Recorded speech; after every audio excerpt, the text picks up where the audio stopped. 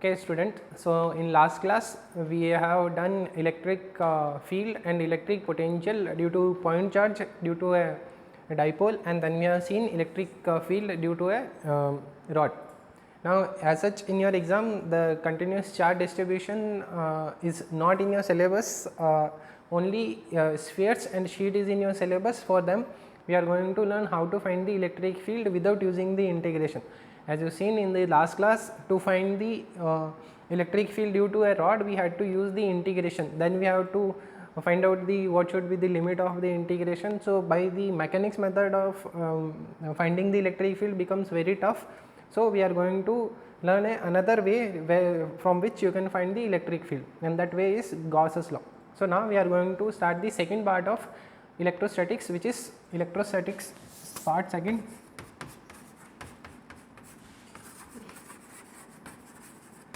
Which is Gauss's law and conductors.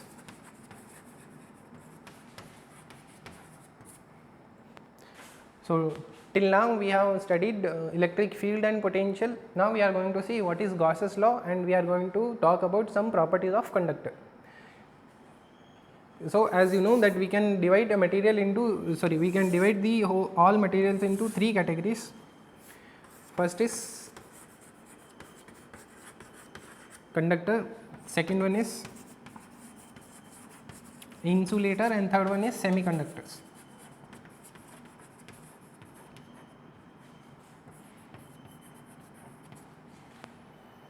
Now as you already know, conductors are those material which allows the flow of current.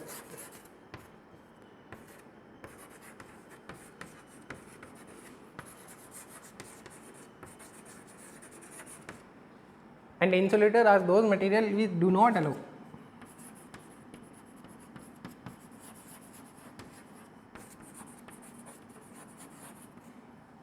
And the last category of materials is semiconductor, which at normal temperature they do not allow the flow of current, or at normal temperature the flow of current will be very low, but at high temperature they can act as a semiconductor. So they can act as insulator also, they can act as a semiconductor also. So they allows flow of current under some conditions.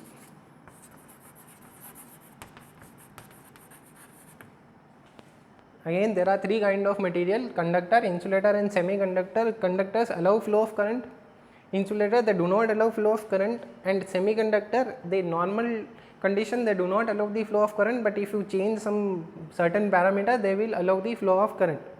Now why do conductor, now the next question comes, why do conductor allow the flow of current?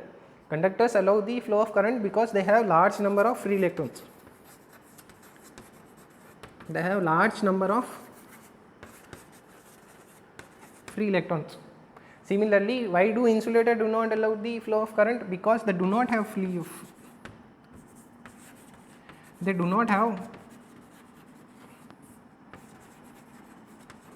large number of free electrons.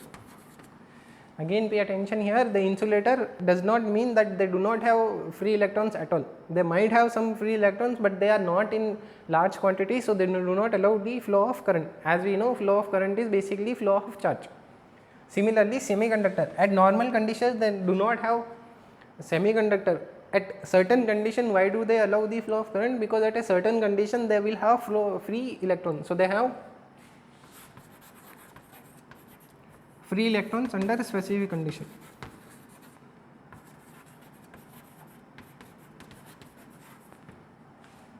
So conductor are those material which allow the flow of current and they have large number of free electrons.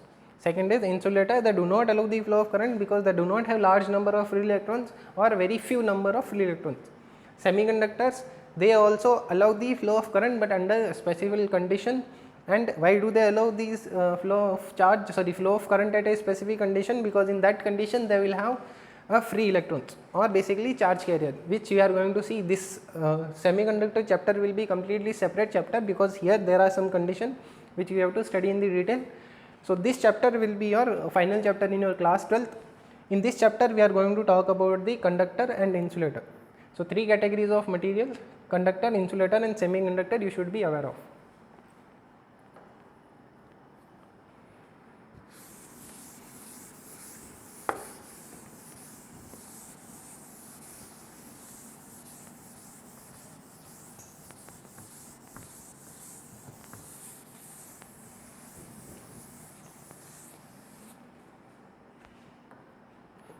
Now we are going to talk about conductors in external electric field.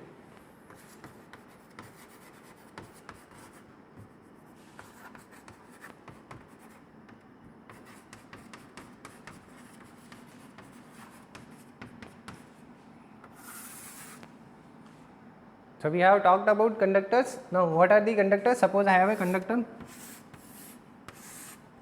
It means this conductor has large number of free electrons. Now, by free electrons I do not mean that they can come out from the material. It just means this electron is free to move throughout the body. So this is what we mean by free electrons. Free electrons means it is not bound to a particular atom. It can be bound, it can be here, at the next instant it can come to this corner also, it can move here. So electrons are free to move. So that's why they are called as free electrons, or in another way they are not bound to a particular atom. In the material they are not bound to particular atom, that's why they are called as free electrons. Now so I have a conductor. In this conductor there are large number of free electrons. If I keep this conductor in external electric field, suppose I am using uniform electric field. So external electric field is in this direction.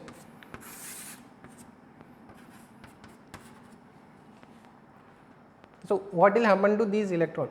As we have seen in earlier classes that on a negative charge the force was in the opposite direction, and on the positive charge the force will be in the direction of the electric field. So these electrons will start moving in this direction. In this material there are large number of free electrons. As you apply the electric field in this direction, the force on these free electrons will be in this direction. Now these electrons will be forced to move in this direction. So slowly what you are going to see is all these electrons will slowly come and they will accumulate here. So here the charge developed will be minus charge. As you know, this whole body is neutral, and on a neutral body charge remains conserved. So initial charge was 0, final charge should also be 0. So on this side of the conductor there is a negative charge, so this side the charge should be positive. Equal amount of positive charge will be here. Now as you can see here, this side will be negatively charged and this side will be positively charged when you are applying a electric field in this direction. Or by easier way to remember this thing is, you can remember positive charge will move in the direction of electric field, negative charge will move opposite to the electric field. But remember here only electrons are moving, this charge is developed because of absence of electron. We have seen this thing, positive charge is also absence of the negative charge. Now, so you already have an electric field. So at this point, due to this negative charge, there will be an electric field in this direction, and due to this positive charge also there will be electric field in this direction. So as I can see, if you apply a external electric field on a conductor, there will be a charge separation. Due to that charge separation, there will be an extra electric field which will be produced inside the conductor. This electric field is called as induced electric field, which I am going to use E in.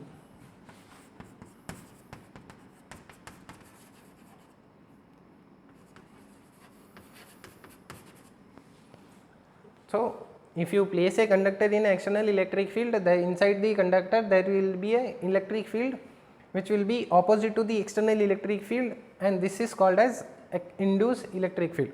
Now as we can see, more and more charges are moving in this direction. Now suppose I talk about this electron is still free electrons. When this electron will move in this direction, when there is net electric field is in this direction. Now as I can see, this electric field is opposing this electric field, so the magnitude of this electric field inside the conductor will decrease. So slowly the force is on this electron is going to decrease. Ultimately this electron is going to stop moving. Why? Because this electric field and this electric field will become equal, and net electric field inside the conductor will become 0. So I can write net electric field inside the conductor. Net electric field will be E external minus E induced. When you are keeping a material inside the external electric field, there is develops another electric field which we called as induced electric field. The direction of induced electric field is always opposite to the external electric field. So external electric field and induced electric field are opposite in this direction. So net electric field will be this. Now for a conductor there are large number of free electrons, so this quantity can keep on increasing, because as the more and more charge is moving in this direction, here more and more charge will develop, so this induced electric field will keep on increasing. ultimately both of them will become equal, and in that case the conductor will have 0 electric field inside. So, net electric field inside a conductor will be 0. By this I can say induced electric field, sorry, this is plus, induced electric field is equals to minus of external electric field. So, for a conductor the magnitude of induced electric field will be equals to the external electric field, but the direction of electric field will be the opposite to the external electric field. This is the result which you have to remember. What is the result? Inside a conductor net electric field is 0. There is an induced electric field inside the conductor which is equals to the external electric field. Direction of that induced electric field is opposite to the external electric field. So, this is about the conductor in an external electric field.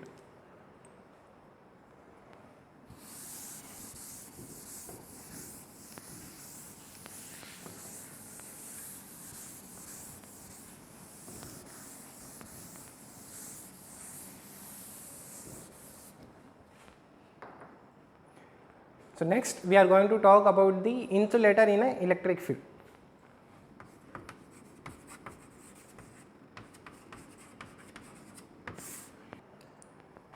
Now that we have talked about the conductor, let us talk about the insulators.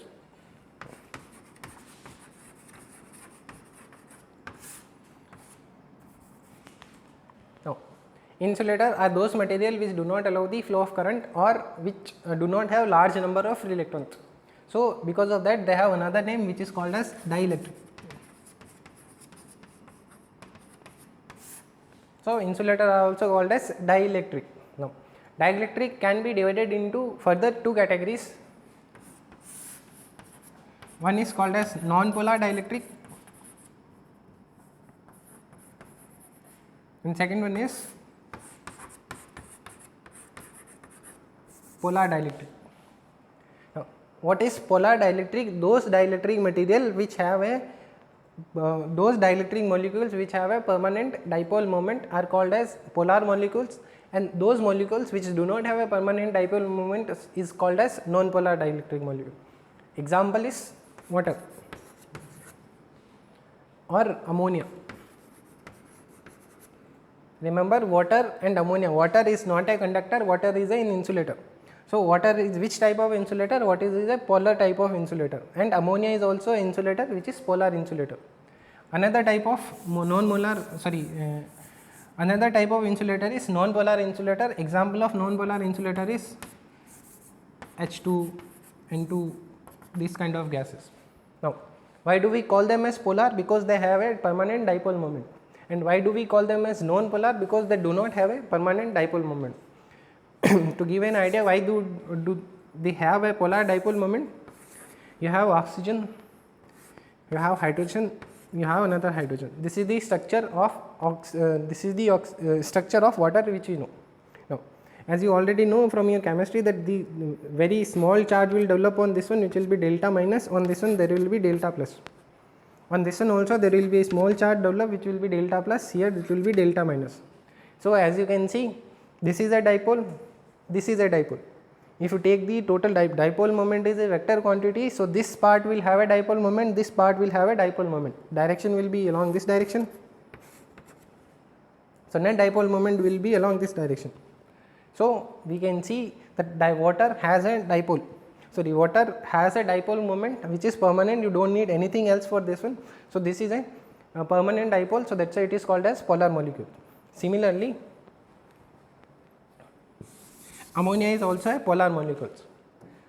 For hydrogen you have H. As you can see here there will be no charge separation, so there will be no dipole moment. So, the molecules which have a dipole moment are called as polar molecules, and the molecules which do not have dipole moment are called as non-polar molecules. So, we can divide insulator into two categories, polar insulator and non-polar insulator. Polar insulator excuse me, polar insulator has a permanent dipole moment, non-polar molecules do not have a dipole moment. So, these are called as non-polar, this is polar.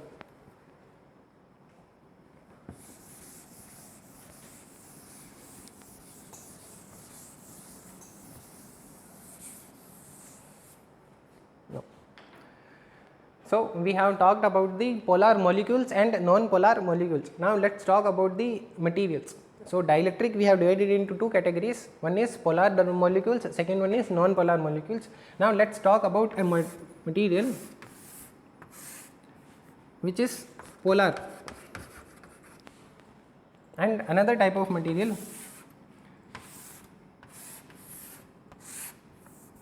which is non-polar. Now as we know that in polar molecules, each molecule has a permanent dipole moment, but if you take as a material this dipole, this dipole, this dipole,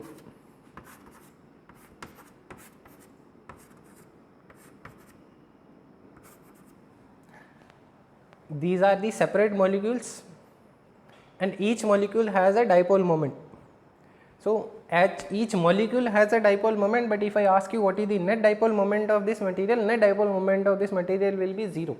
Why? Because all the dipole moments are randomly arranged, and when every vector is randomly arranged, net of that vector is 0. So the total or P net of a polar material is 0. Again remember, when you are saying a polar material means the molecule is polar, not the whole material. Whole material is still non-polar, or the whole material's net dipole moment is 0. Similarly for non-polar molecule, each and every molecule has 0 dipole moment.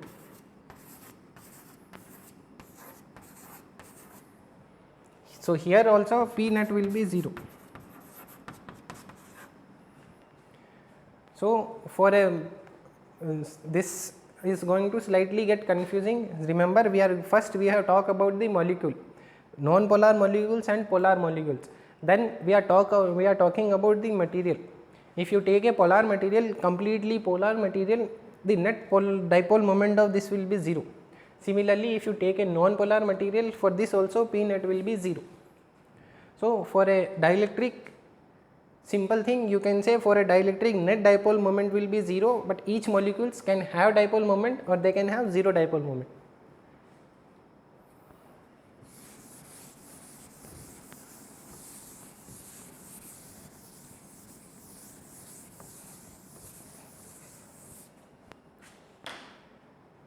Now let us talk about the dielectric material in an external electric field.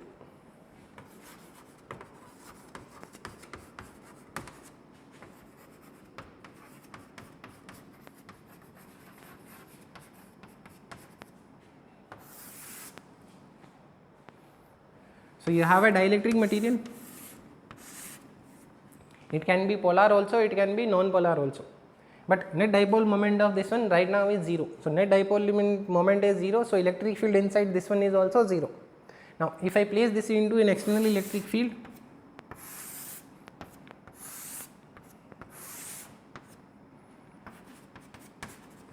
so I have kept this thing into external electric field. Now if I am keeping this thing in the external electric field, suppose this molecule is this material is made up of polar molecules. Polar molecules means it has dipole moment which are in the different direction, but as soon as I apply this electric field, we know that if you apply a electric field, there will be torque on the dipole. If the dipole is in the direction of the electric field, the torque will be 0. If the electric field is at some angle, then it is going to rotate. Ultimately it is going to come in the direction of the electric field. So when there is no electric field, the dipoles will be like this, but if you apply the electric field, both the dipoles will be in the same direction. So this dipole and this dipole will add up, and the net dipole moment will be in this direction. So initially the net dipole moment of the material was 0, now the net dipole moment is non-zero. Similarly, if you take a polar molecules, for a polar molecules there is no charge separation, but if you are keeping this thing into external electric field, there will be charge separation. Positive charge will move in the direction of the electric field, negative charge will move opposite to the electric field.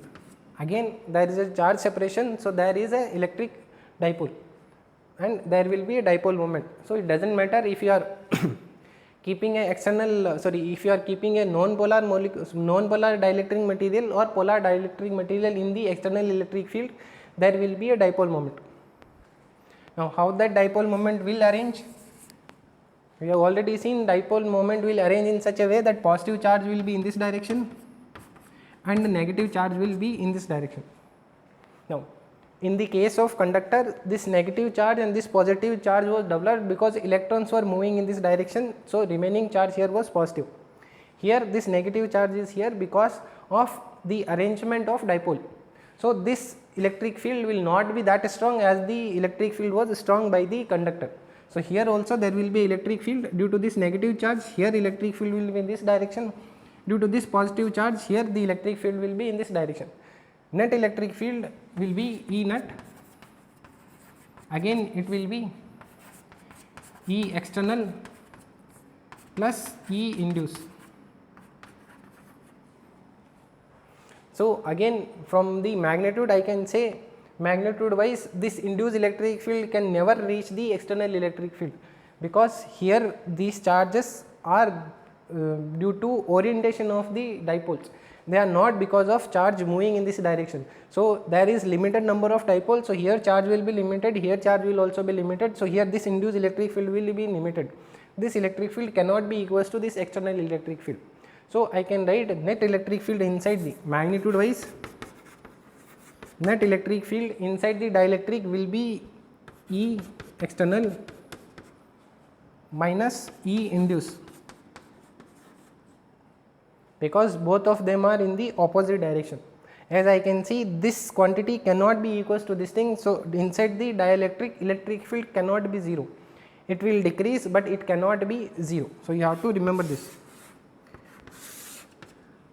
And the earlier classes we have already seen that if you keep two charges in a medium, the force between them decreases. Why decreases? Because electric field is decreasing. If the electric field is decreasing, electric force will also decrease. So, we have seen two things, one is conductor, one is insulator. If you place both of them, they are going to produce induced electric field. Conductor will produce so much electric field that it will make the total electric field inside the conductor will become 0, but total electric field inside the insulator cannot be 0, it will decrease to certain extent, but it cannot be 0. So, inside a dielectric medium electric field decreases, inside a conductor electric field is 0. So, these two properties you have to remember, one for conductor, one for insulator. Inside a conductor, the most important property in electrostatics or for a conductor is inside a conductor electric field is 0.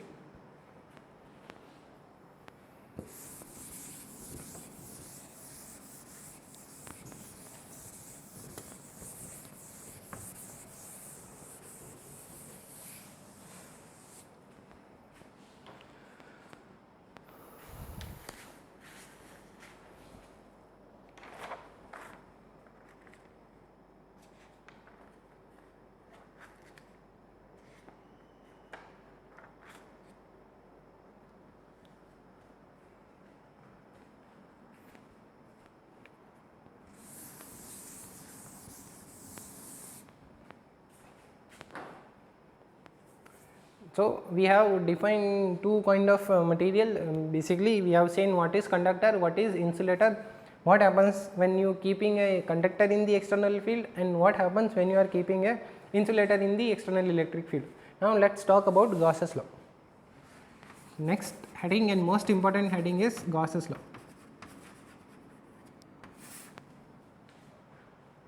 Now, as the name itself suggests, it is a law. So, there is no proof for this one. We can try to prove this thing, but that is not in your syllabus. Just so we have to just remember what is Gauss's law. So, before starting the Gauss's law, we have to define another quantity which is called as electric flux.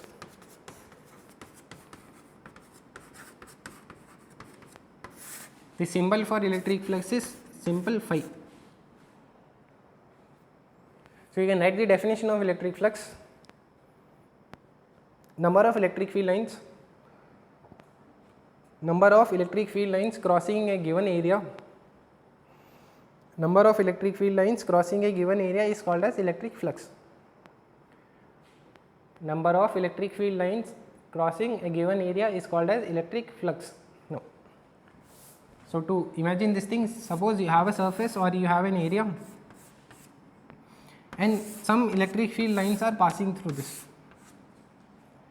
So, if you count all these number of lines, see I have drawn only 3 lines, the number of lines depends on the drawer. I can draw one line also, I can draw the 3 lines also.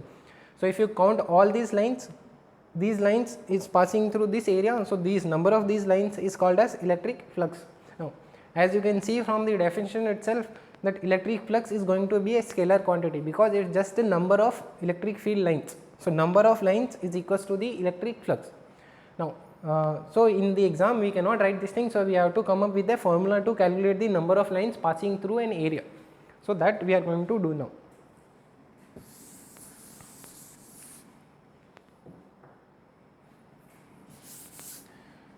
Suppose you have an area, the direction of area vector is this. So, this is the area vector direction. Now, suppose electric field is in this direction. So, angle between electric field and area is theta. I can take two components of the electric field. One component will be in this direction, which will be E cos theta. Another component will be in this direction, which will be E sin theta. Now, if I ask you from this surface which lines are going to pass, only this component of the electric field is going to pass through the surface. So, I can write number of lines passing through this area will be E cos theta into A, because as I am increasing the area, the number of lines passing through will increase. As I am changing the angle, number of lines passing through this will be changing. And if I increase the electric field, and we have seen this thing, electric field lines are directly proportional to the magnitude of the electric field. So, if I increase the number of lines, flux is going to increase. If I change the theta, flux is going to change. If I increase the area, flux is going to increase. So, from here I can come up with a definition or a formula for flux, which is equals to this multiplied by this. So, this will be E A cos theta. Now, as you have already seen this thing, A B cos theta can be written as A dot B. So, flux through a surface can be written as E dot A.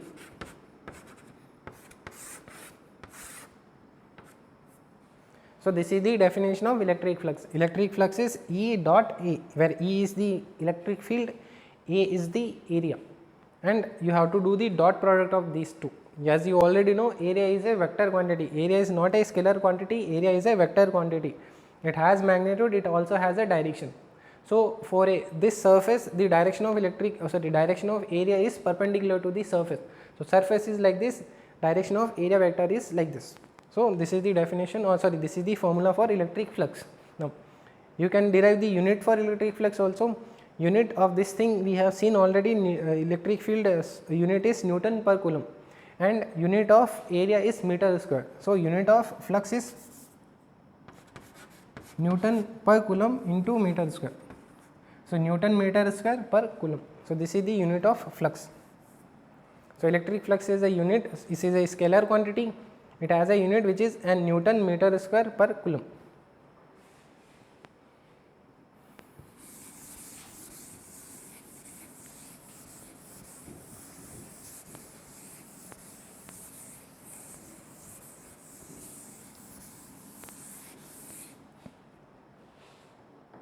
Now, so we have defined what is the electric flux. Electric flux is phi is equals to E dot A. Now, this I have come up when I have assumed the electric field is constant. If electric field is not constant, then I have to divide this area into very small section. In those small section, I can assume area vector to be constant. Then I can write very small flux passing through that very small area section will be E dot dA. And if I want to find the total flux will be integration E dot dA.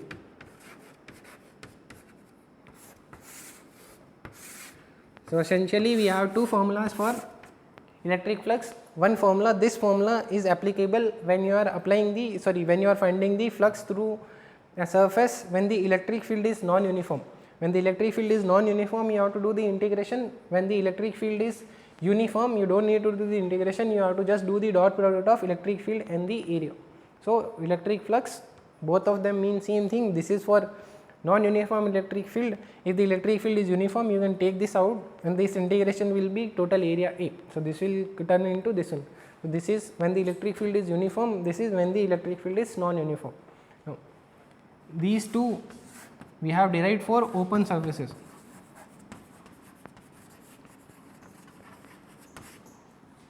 So for open surfaces, the electric flux passing through one surface can be written as phi is equals to E dot A.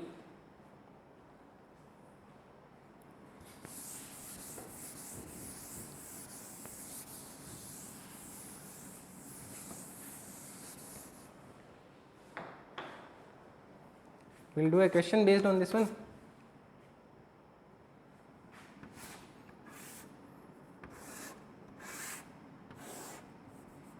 Suppose you have a square, the side of square is A, and there is a electric field like this, and the angle between the surface and electric field is, let us say, 30 degree. Again the square is like this and electric field is like this. So if you are seeing from this point, the surface is like this and the electric field is like this. So this angle is 30 degree. You have to find magnitude of the electric field, you can assume E. You have to find the electric field through the surface.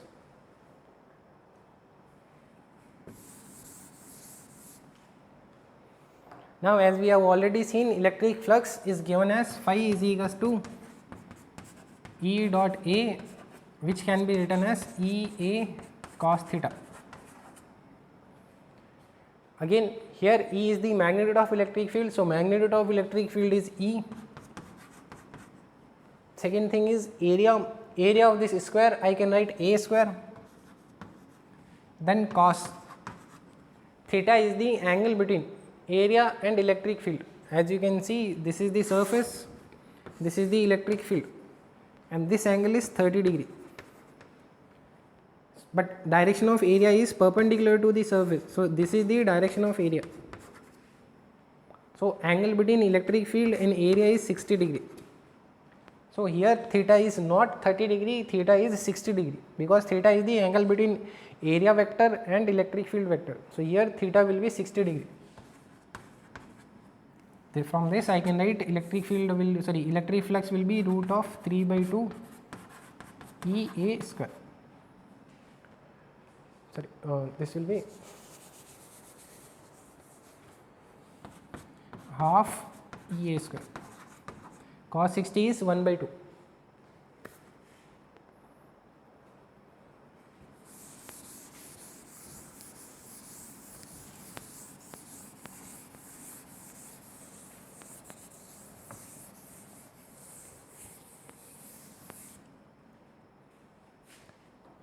So now we have seen what is the flux through a open surface. Now let us talk about Gauss's law.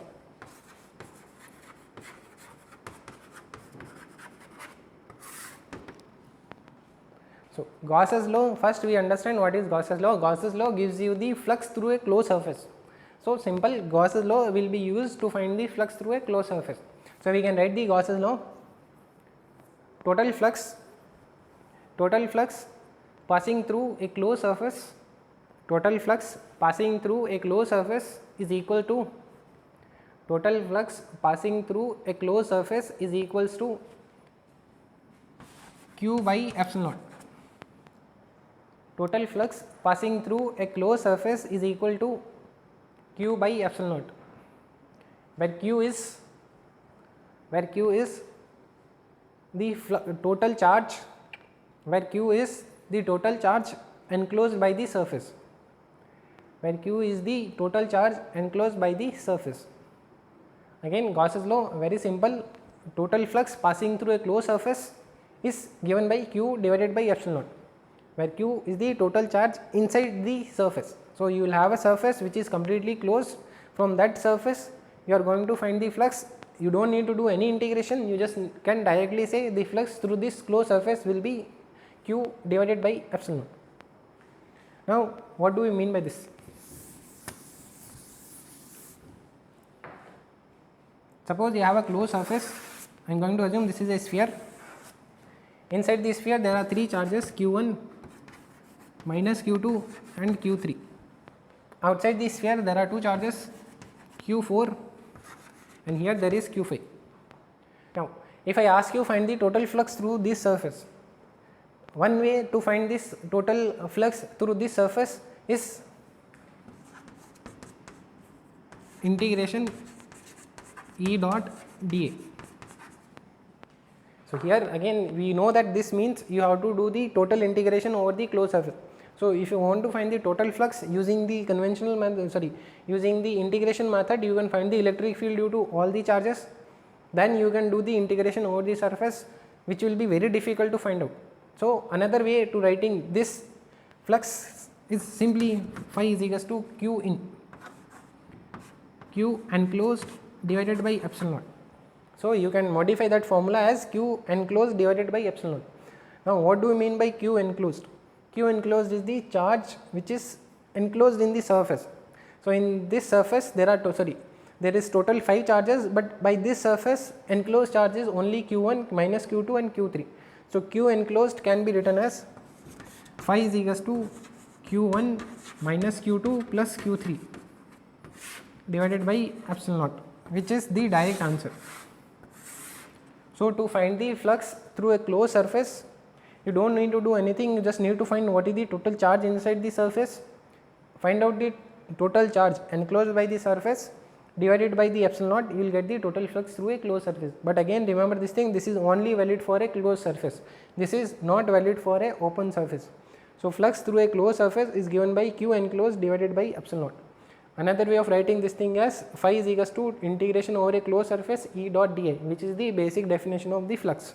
So this is the very simple Gauss's law. Gauss's law gives you the electric flux through a closed surface.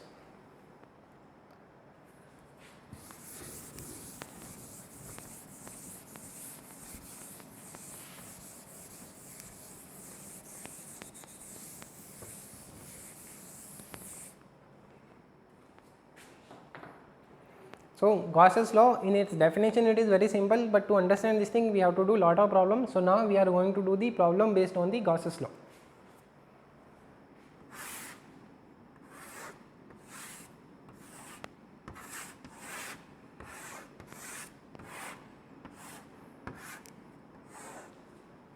Suppose you have a cube and at the center of the cube there is a charge q. If I ask you what is the total flux through this cube, total flux through this cube can be written as phi is equals to Q divided by epsilon naught.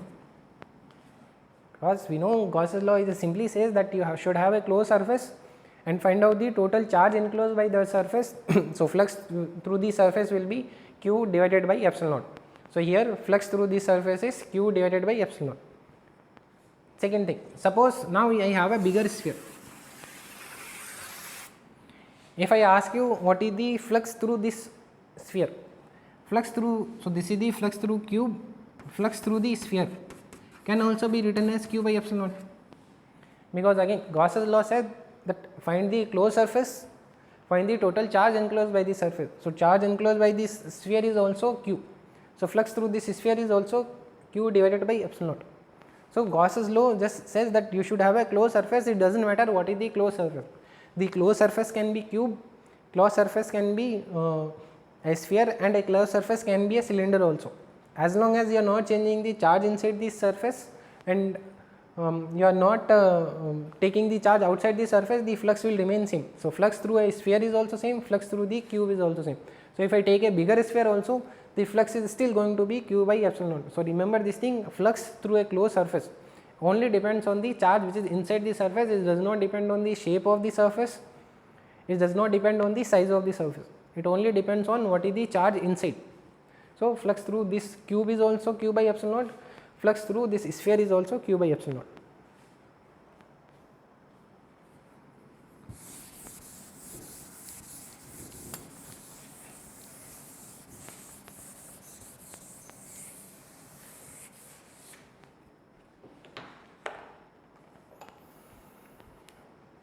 So we have seen that flux through a closed surface does not depend on the shape, size of the surface, it only depends on the what is the total charge inside the surfaces. Let us do more problem based on the cube, based on the Gauss's law.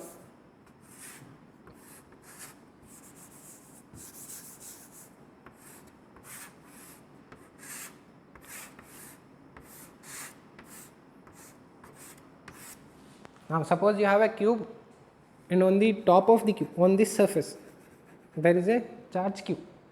Now if I ask you find the flux through this cube, you cannot write the flux through this cube will be q by epsilon naught, because this charge is not inside the closed surface. This charge is half inside the surface, half outside the surface. So, to find the flux through this, we have to use our imagination. Gauss's law simply says the flux through a closed surface. Now, he did not mention the that the surface should be the closed surface should be real or imaginary. You can imagine a closed surface. If the surface is half real, you can imagine the another half of the surface as the imaginary. So, I am going to imagine another cube on top of this. So, let us assume there is a cube which is on the top of this. Now, if I imagine a cube on top of this cube, now this charge is completely inside this cuboid. So, this charge is inside this surface. So, total total flux through this surface will be so total flux is q by epsilon naught. Now, total flux through this whole surface is q by epsilon naught, but I asked you what is the surface flux through this surface, this cube. So, if the total flux through whole surface is q by epsilon naught, out of those flux half is from this cube, half is from this cube. So, from this cube flux can be written as q by 2 epsilon naught. Again, remember, Gauss's law is only valid or only applicable for closed surface. If the surface is not closed, you have to make it close somehow. You can imagine as if the surface is half closed, if the surface is half, then you can imagine another half as imaginary, just like I have done here. This cube, when the charge is here, the charge is not enclosed by completely by this cube. So, I can imagine another cube which is on top of this. So, here flux through this cube and this cube is q by epsilon naught. So, flux through this one cube will be q divided by 2 epsilon naught.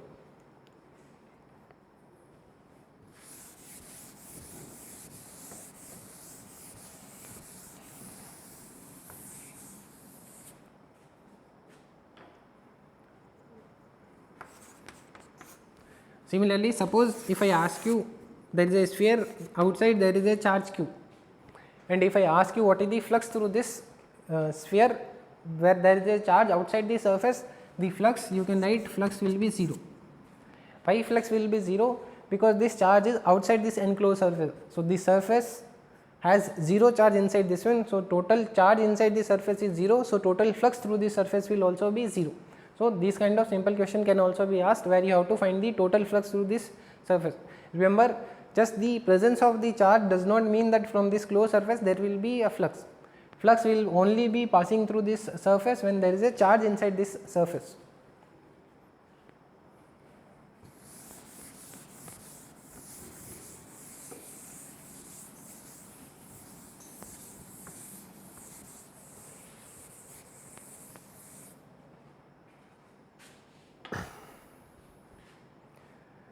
So, now we have done Gauss's law. Now, let us do the application of Gauss's law.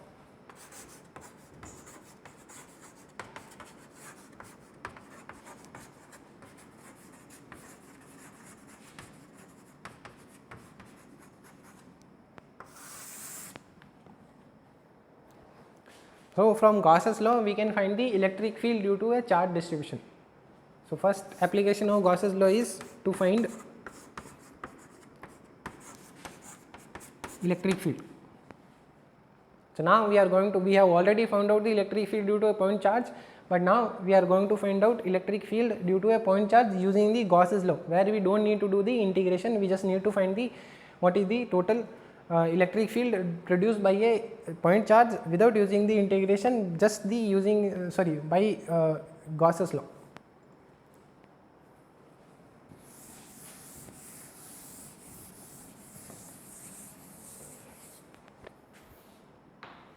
So, in Gauss's law, first electric field is electric field due to a point charge.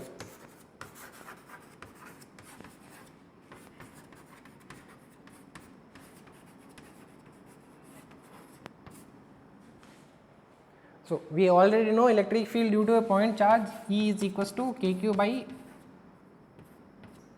r square. We just need to prove this thing using the Gauss's law. So, you have a point charge q at a distance r, you need to find the electric field at this point.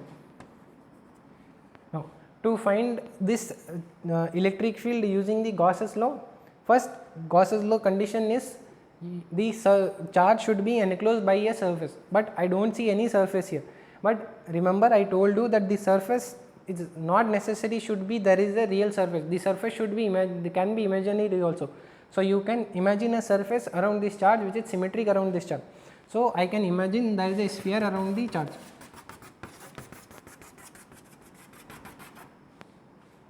So, there is a, I have assumed an imaginary sphere around this charge.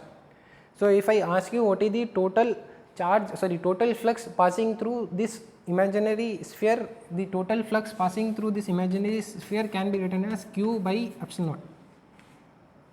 Now, from the definition of electric flux is phi is equals to integration of E dot dA closed integration. If the surface is closed, then you have to do the closed integration.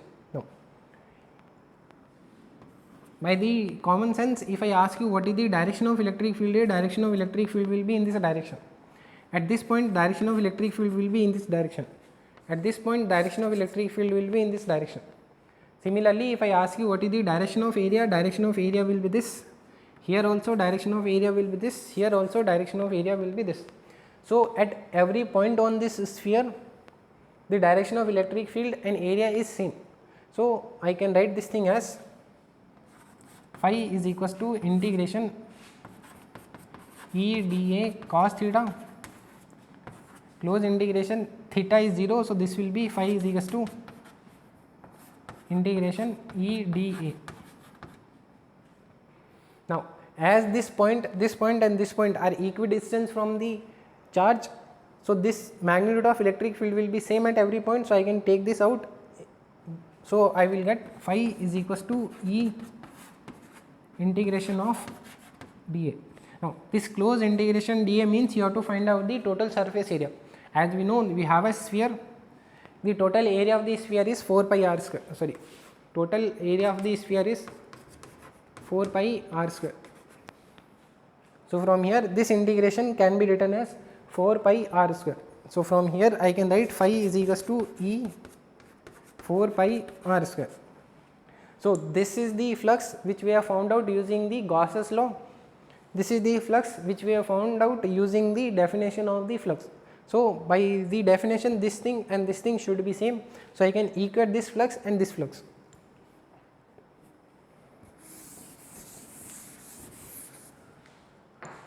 So, I can write E 4 pi r square is equals to Q divided by epsilon. From here I can write E is equals to Q divided by 4 pi epsilon naught r square. Again 1 upon 4 pi epsilon naught can be written as K. So, this will be K Q divided by r square, which we have already found out earlier. So, we can say from a point charge the electric field at a distance r can be written as Kq divided by r square. So, this is the first application of electric field due to point charge using the Gauss's law. In the next classes, we are going to find out the electric field due to an infinite rod, then we are going to find out the electric field due to spheres. And with that, our chapter will be very close to the end. Then we will do small topic which that question can be asked. Then in the next 2 or 3 classes, this chapter is going to be over.